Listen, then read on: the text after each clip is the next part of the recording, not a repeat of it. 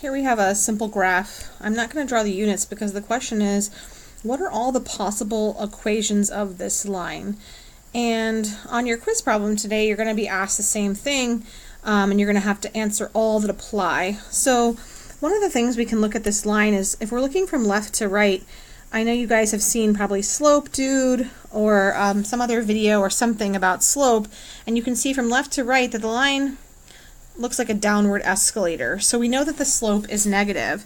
So that's something you can write away. Right, slope is negative. And then let's say there's all these possible choices for your answer. Let's say y equals 5x plus 2, y equals 4x, y equals negative 5x plus 2, y equals negative 4x, y equals negative 1/2 x plus 5, and let me give you one other, y equals negative 2x.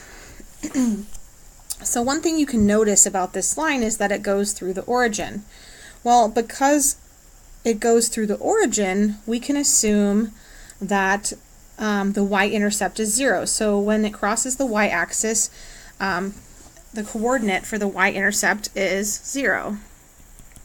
So the coordinate is 0, 0. Sorry, the y-intercept is 0, the coordinate is 0, 0. So anything here that has a y equals mx plus b, where there's an actual defined y-intercept, is actually not going to be an equation of this line, because you know that the y-intercept is 0, 0. So it would be a direct, it would be a y equals mx equation that we're looking for. So that one's incorrect and that one's incorrect. Those would all have a different y-intercept. The line would cross at a different spot. You can also cross out any answer that has a positive slope. So this one right here is positive 4x. So that is not an answer. So your possible answer choices would be y equals negative 4x and y equals negative 2x.